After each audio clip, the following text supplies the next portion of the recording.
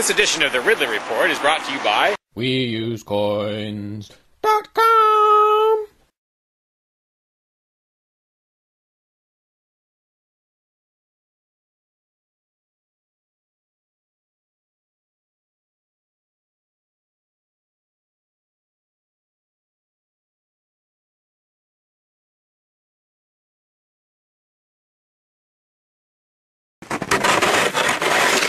When I was out there a couple years ago, I tried to do a video, I got rid of some of the ice and did a little video about it, suggesting maybe that I shouldn't be the only one.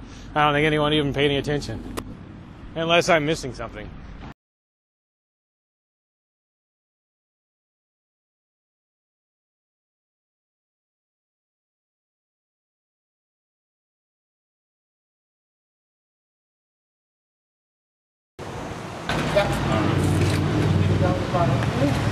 Yeah, Free Staters are always saying more Mayberry, less Fallujah.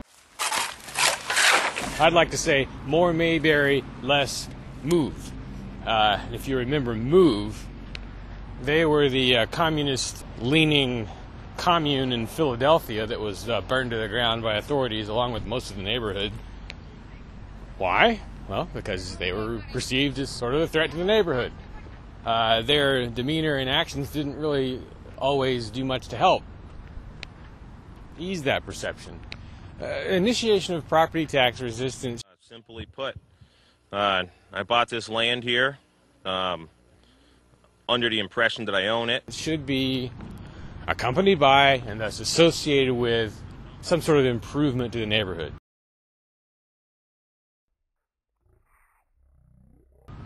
I mean, if you so much as sit on the porch at the CAC and have a conversation, there's a pretty good chance you're going to disturb some neighbors because they're that close.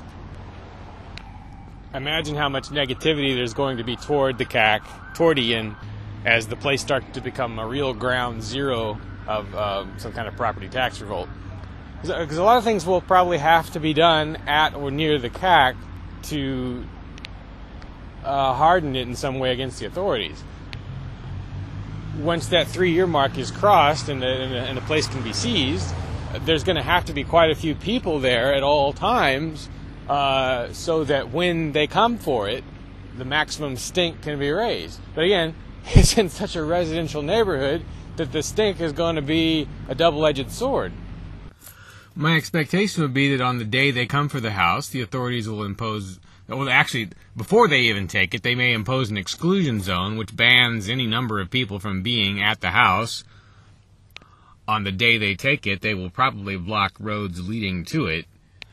The way you handle that, maybe, would be to create scenes of some sort at each of the roadblocks, or to occupy some piece of town property in response, peaceably, expecting to be dragged out of there. But the goal here, I think, probably should be not just to maximize publicity, everyone already knows that, but to trigger a sort of second or third phase in the property tax revolt, to inspire someone else to do the same thing, hopefully 10 or 15 someone else's. Now, if Ian and company have set different goals, fine. But what exactly are the goals? I mean, there should be clearly defined objectives. Every aspect of this should be documented as well as possible, especially on video. What would be relatively ideal is if there were some situation that could be created where the free keeners, Ian, whoever, are able to broadcast live inside some ongoing situation.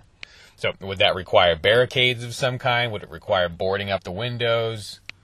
Should there be some method by which the people inside the home can render the home unusable to the bad guys after they've got it? Again, in a peaceable manner. Retreating armies, I guess in the days of old, would, well, I don't know if it was always done by retreating armies, but someone would sow the ground with salt, right, so you couldn't grow there. The Swiss, in their time, made plans to eliminate infrastructure on their withdrawal from Nazi troops in the event of an invasion. In our less warlike situation, what are the options for the free keeners? Are you in favor of this? Then why do you use this? Instead, maybe you should use this. Spending a government's currency does more than anything else to prop up that government. Please, starve the monster by using other currencies when you can. The most exciting of these is Bitcoin, the currency of peace. Inflation resistant, it's the easiest money to send and receive over the web. Get started at